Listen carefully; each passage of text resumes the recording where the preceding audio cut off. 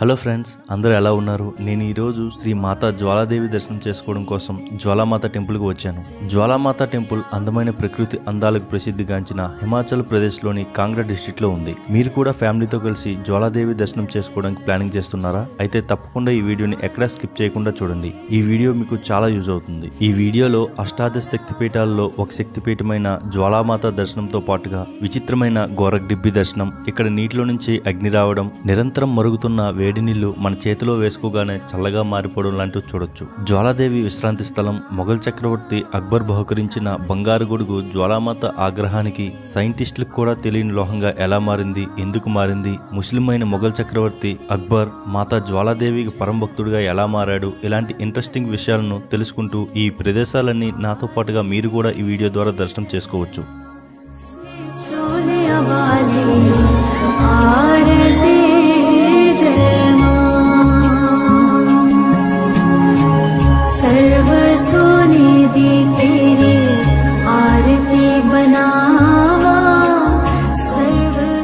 మన తెలుగు రాష్ట్రాల ప్రజలు జ్వాలాదేవి మందిర్ వరకు ట్రైన్, బస్, ఫ్లైట్ ద్వారా ఎలా వెళ్ళాలి, ఎప్పుడు వెళ్ళాలి, ఎన్ని రోజులు ప్లానింగ్ చేసుకోవాలి, ఉండడానికి రూమ్స్ అవైలబిలిటీ ఏంటి, ఇవన్నీ కూడా ఈ వీడియోలో చెప్పడానికి ట్రై చేశాను. మన ఛానల్ని మొదటిసారి విజిట్ చేసినట్లయితే పక్కనే ఉన్న సబ్స్క్రైబ్ బటన్ క్లిక్ చేసి సబ్స్క్రైబ్ చేసుకోండి. శ్రీ జ్వాలాదేవి యాత్ర గురించి మరికొంతమందికి తెలియడం కోసం లైక్ కొట్టి మీ ఫ్రెండ్స్ అండ్ ఫ్యామిలీ మెంబర్స్ కి షేర్ చేయండి. ముందుగా జ్వాలామాత మందిర్ దర్శనం చేసుకోవడానికి ట్రైన్, బస్ మరియు ఫ్లైట్ ద్వారా ఈ 3 మార్గాల ద్వారా మనం జ్వాలామాత మందిరం వరకు చేరుకోవచ్చు. ట్రైన్ లో రావాలనుకున్న వారు ఎక్కడి నుంచి వచ్చిన వారైనా సరే ముందుగా ఢిల్లీ చేరుకోవాల్సి ఉంటుంది. ఢిల్లీ నుంచి అంబ్ అధూరా రైల్వే స్టేషన్ వరకు వెళ్లాల్సి ఉంటుంది. అంబ్ అధూరా రైల్వే స్టేషన్ నుంచి బై బస్ లేదా టాక్సీ ద్వారా మనం జ్వాలాదేవి మందిరం వరకు చేరుకోవచ్చు. అంబ్ అధూరా నుంచి జ్వాలాదేవి మందిరం వరకు 40 కిలోమీటర్లు ఉంటుంది. ట్రైన్ యొక్క డీటెయిల్స్ కింద డిస్క్రిప్షన్ లో ఇస్తాను, మీరు చెక్ చేసుకోవచ్చు. జ్వాలాముఖి రోడ్ స్టేషన్ కూడా ఉంటుంది. బట్ ఈ స్టేషన్ వరకు ట్రైన్స్ అస్సలు రావు. పఠాన్కోట్ నుంచి ఒక ట్రైన్ వచ్చేది, ఇప్పుడు అది కూడా రావట్లేదు. ఒకవేళ మీరు ప్లాన్ చేసుకున్నప్పుడు జ్వాలాముఖి రోడ్ వరకు ఏమైనా ట్రైన్స్ అవైలబుల్ గా ఉంటే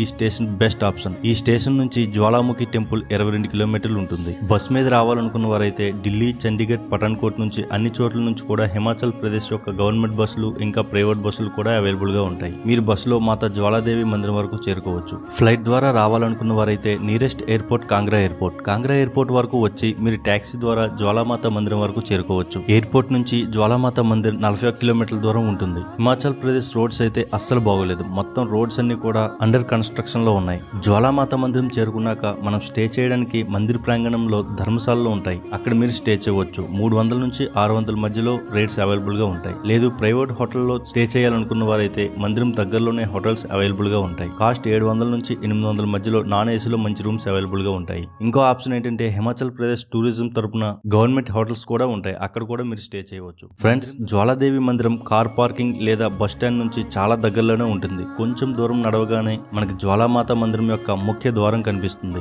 మార్గ మధ్యలో మీకు ఇలా షాపులు కనిపిస్తాయి. మీరు అమ్మవారికి నైవేద్యం సమర్పించుకోవాలనుకుంటే ఇక్కడే మనం కొనుక్కోవాల్సి ఉంటుంది. ప్రసాదం కాస్ట్ 50 నుంచి 500 వరకు ఉంటుంది. ప్రసాదం కొన్న షాప్ లో మీరు మీ చెప్పుల్ని, షూస్ ని ఫ్రీగా భద్రపరచుకోవచ్చు. చూడండి ఫ్రెండ్స్, ఇదే మాతా జ్వాలాదేవి యొక్క ముఖ్య ద్వారం. శక్తిపీఠ్ శ్రీ జ్వాలాముఖి అని పేరు రాసి ఉంది. ఇప్పుడు టైం మధ్యాహ్నం 3 అవుతుంది. ప్రెజెంట్ అయితే చలి అంతకు ఎక్కువ ఏమీ లేదు. నైట్ అవుతున్న కొద్దీ చలి. ఇదిగోండి, ఈ బంగారు గర్భగుడి కనిపిస్తుంది కదా, ఈ గుడిలోనే అష్టాదశ శక్తిపీఠాల్లో ఒక శక్తిపీఠమైన జ్వాలాముఖి మనకు దర్శనం ఇస్తుంది.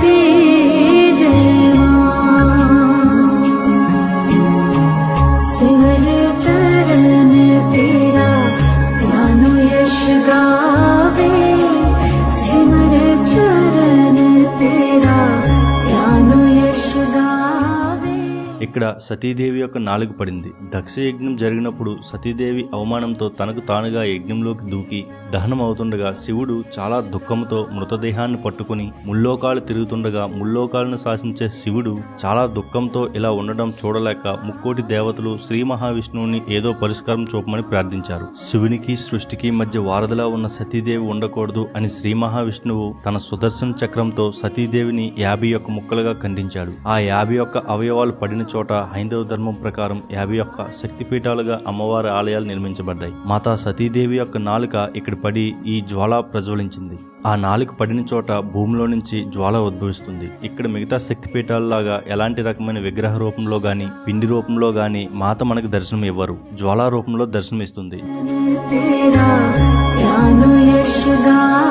జ్వాలామాత కొన్ని వేల సంవత్సరాల నుంచి ఎలాంటి రకమైన ఇంధనం గాని గ్యాస్ గాని ఆయిల్ గాని లేకుండా స్వయంగా భూమిలో నుంచి తనకు తానుగా ఎల్లప్పుడూ మండుతూ ఉంటుంది. ఇక్కడ ఇలాంటి అగ్నిజ్వాలలు మొత్తం 9 జ్వాలల రూపంలో తల్లి మనకు దర్శనమిస్తుంది. మహాకాళి, అన్నపూర్ణ, చండీమాత, హింగ్లాజీ, విద్యాభాషిని, మహాలక్ష్మి, సరస్వతి, అంబిక మరియు అంజీదేవిగా మనకి 9 జ్వాలలు మాత యొక్క 9 అవతారాలుగా మనకు దర్శనం ఇస్తుంది. ఈ గర్భగుడి లోపల ఇంకో చిన్న బంగారు గుడి ఉంటుంది. అక్కడే మాతా సతీదేవి యొక్క నాలిక పడింది. ఆ చిన్న బంగారు గుడిలో జ్వాలామాత ప్రజ్వలిస్తుంది. మీరు అక్కడ తప్పకుండా దర్శనం చేసుకోండి. మళ్ళీ చెప్తున్నాను, ఒక చిన్న బంగారు గుడి ఉంటుంది, అక్కడ దర్శనం చేసుకోండి. ఆ గుడిలోనే సతీదేవి యొక్క నాలుక పడింది. ఎందుకంటే అక్కడ మీకు ఎవరు కూడా చెప్పరు, మనమే దర్శనం చేసుకోవాలి. ఈ జ్వాలలని అజ్ఞాతవాసంలో పాండవులు దర్శించుకుని మందిరం నిర్మించారని చెబుతారు.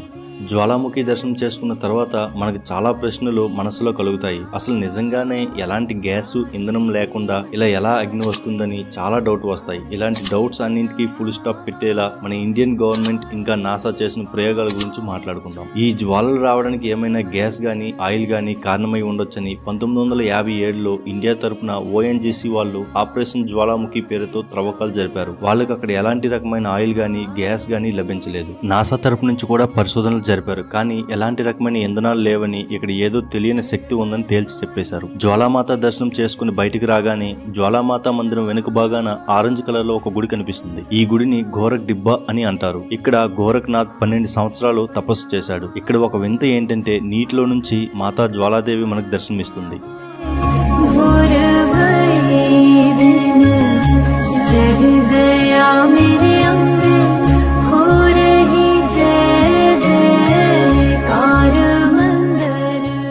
ఈ గోరఖ్ డిబ్బి దగ్గర ఒక చిన్న బావి ఉంటుంది. విచిత్రంగా ఈ బావిలో నీళ్లు ఎల్లప్పుడూ కుతకుతమని వేడిగా మరుగుతూ ఉంటాయి. ఆ వేడి నీళ్లు మన చేతిలో వేయగానే సెకండ్ కాలంలో చల్లగా మారిపోతాయి. ఇక్కడ మనం 9 జ్వాలల్లో 2 జ్వాలల్లో దర్శనం చేసుకోవచ్చు. ఫ్రెండ్స్, గోరఖ్ డిబ్బి మందిరం దర్శనం చేసుకోగానే పక్కనే ఒక మందిరం ఉంటుంది. ఇక్కడ మొఘల్ చక్రవర్తి అక్బర్ అమ్మవారికి సమర్పించుకున్న బంగారు గొడుగు ఒక అద్దాల బాక్స్ లో ఉంటుంది. తప్పకుండా చూడండి. అక్బర్ మనస్ఫూర్తిగా బంగారు గొడుగు సమర్పించుకోలేదని జ్వాలాదేవి ఆగ్రహానికి సైంటిస్టులకు కూడా తెలియని ఒక కొత్త లోహంగా ఎలా మారిందో, ముస్లిం అయిన అక్బర్ హిందూ భగవాన్ జ్వాలామాతకి పరంభక్తుడిగా ఎలా మారాడో మనం ఇప్పుడు తెలుసుకుందాం. చరిత్రను తీసుకున్నట్లయితే మొఘల్ చక్రవర్తి అక్బర్ పరిపాలనా కాలంలో ధ్యాన్ భగత్ అనే జ్వాలామాత భక్తుడు ప్రతి సంవత్సరం క్రమం తప్పకుండా మాతా దర్శనానికి గుర్రం మీద వచ్చి మాత దర్శనం చేసుకునేవాడు. తను రావడమే కాకుండా ప్రతి సంవత్సరం తనతో పాటుగా వేల మంది భక్తులను మాత దర్శనం చేపించేవాడు. ఈ విషయం తెలుసుకున్న అక్బర్ జ్వాలామాత దర్శనానికి వెళ్తున్న వారందరినీ తీసుకురమ్మని తన భటులను ఆజ్ఞాపించాడు. ధ్యాన్ భగత్ ని తోటి భక్తులను రాజభటులు అక్బర్ దగ్గరకు తీసుకువచ్చి అక్బర్ ముందు నిలబెట్టారు. అప్పుడు ధ్యాన్ భగత్ మాతా జ్వాలాదేవి యొక్క గొప్పతనాన్ని విశిష్టతని గురించి వివరించి అక్బర్ ని కూడా దర్శనం చేసుకోవాలని విన్నవించుకున్నాడు. అక్బర్ కోపంతో రగిలిపోయి జ్వాలామాత శక్తిని పరీక్షించడానికి ధ్యాన్ భగత్ యొక్క గుర్రం శిరస్సును ఖండించి జ్వాలామాతకి అంత శక్తే ఉంటే ఈ గుర్రం తల అతికించి మళ్ళీ బ్రతికించమని ధ్యాన్ భగత్ కి చెప్తాడు. ధ్యాన్ భగత్ ఇంకా భట్లు హిమాచల్లోని జ్వాలాదేవి మందిరం చేరుకుని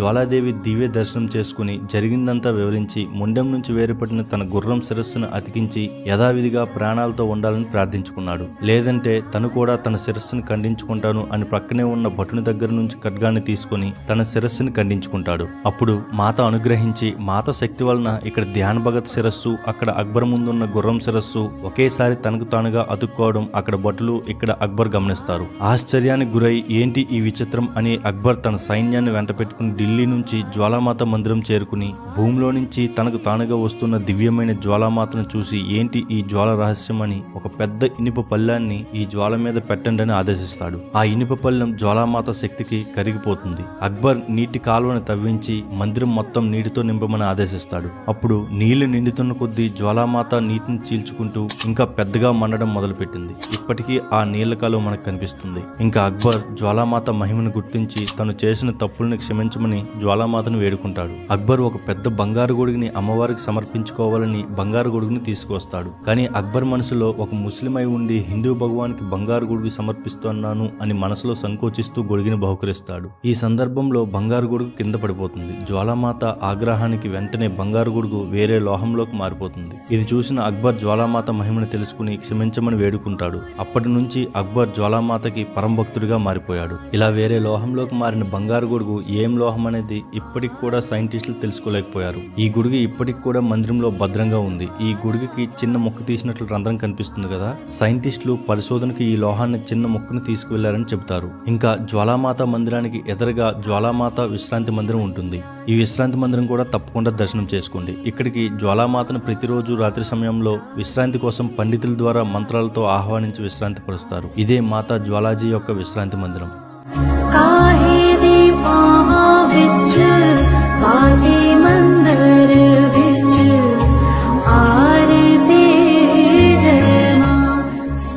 ఇక్కడ జ్వాలామాత యొక్క చరణ్ పాదుకులు కూడా దర్శనం చేసుకోవచ్చు. ఇలా ముఖ్య ద్వారం పక్కనే ఒక హవన్ కుండి కూడా ఉంటుంది. ఇక్కడ యజ్ఞం చేస్తారు. ఇక్కడ నెయ్యితో కలిపిన బియ్యం ఉంటాయి. ప్రతి ఒక్కరూ యజ్ఞంలో ఈ బియ్యం వేసి యజ్ఞం చేసుకోండి.